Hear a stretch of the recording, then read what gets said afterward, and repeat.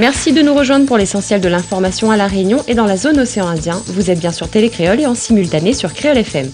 L'ambassadeur de France à Maurice, Laurent Garnier, est à La Réunion et a rencontré Frédéric Cadet, le vice-président du conseil régional en charge de la coopération régionale de la recherche et de l'innovation.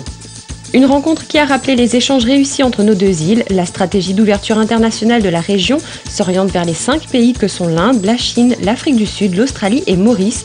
Ceci afin de rendre visible le territoire à l'international et permettre aux entreprises et structures de conquérir de nouveaux marchés. Une autre visite ministérielle après Marisol Touraine la semaine dernière, il s'agit de Thierry Repentin, ministre délégué aux Affaires européennes, qui sera dans notre île demain samedi, après avoir passé 2 jours à Mayotte. Un tour de France des régions lancé depuis janvier est l'occasion pour la préfecture de rappeler que l'île de la Réunion est la première région française en volume d'aide européenne, avec une augmentation de 13% pour la période 2014-2020.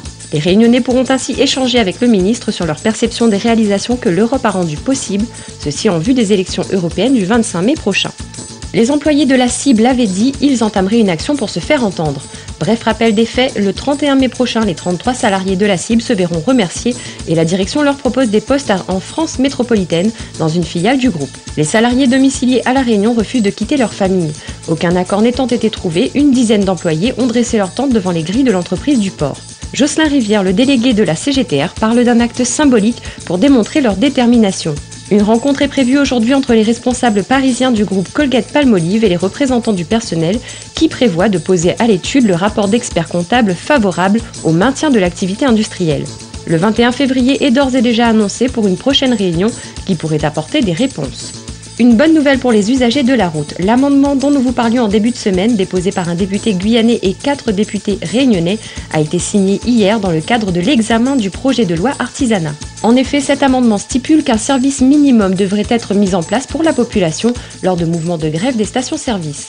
Le document prévoit 2 volets, l'élaboration d'un plan annuel de prévention des ruptures d'approvisionnement et l'obligation pour l'organisation professionnelle des entreprises décidant d'interrompre leur activité d'informer le préfet au moins 3 jours ouvrables avant le début de l'action de grève.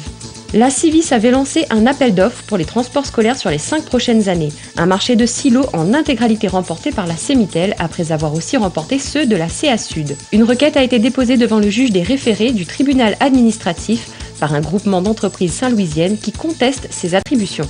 D'un budget de 5 millions d'euros annuels, ce marché serait selon M.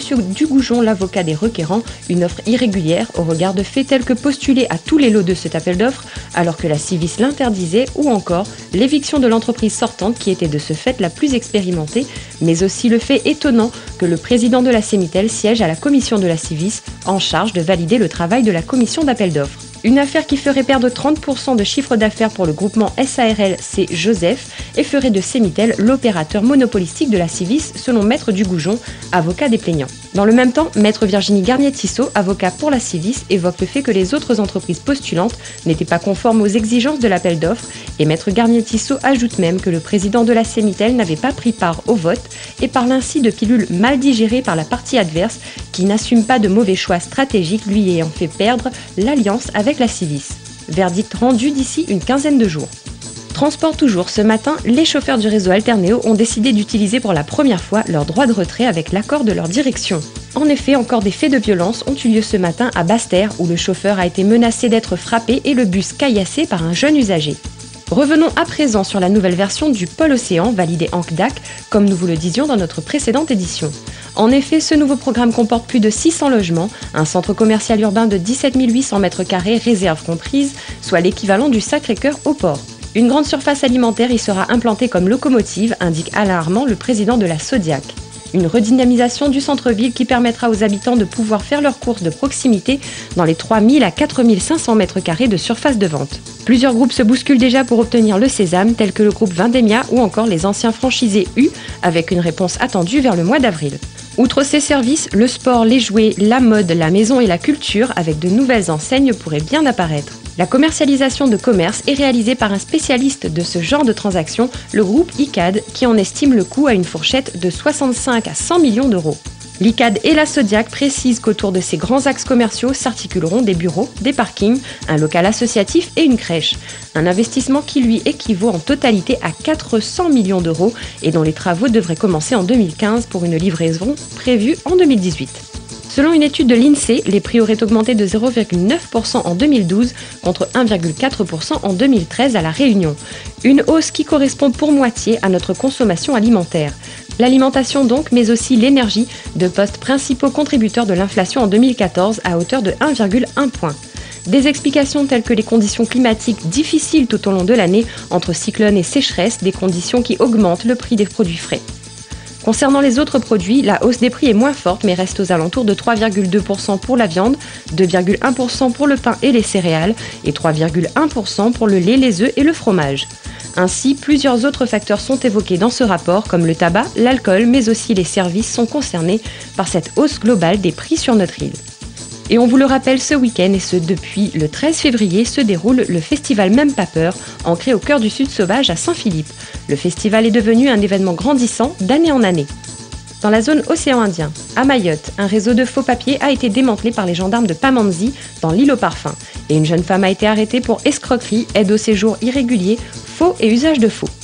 En Indonésie, le volcan Kelut de l'île de Java est entré en éruption, provoquant l'évacuation de près de 200 000 personnes. Le volcan qualifié de hautement dangereux a l'air totalement saturé en soufre et la lave coule dans certains villages et du gravier ainsi que du sable retombe en pluie jusqu'à 15 km de distance du cratère. Et au large du Sri Lanka, non loin du village de Godavaya, une épave de bateau datant a priori du IIe siècle a été découverte.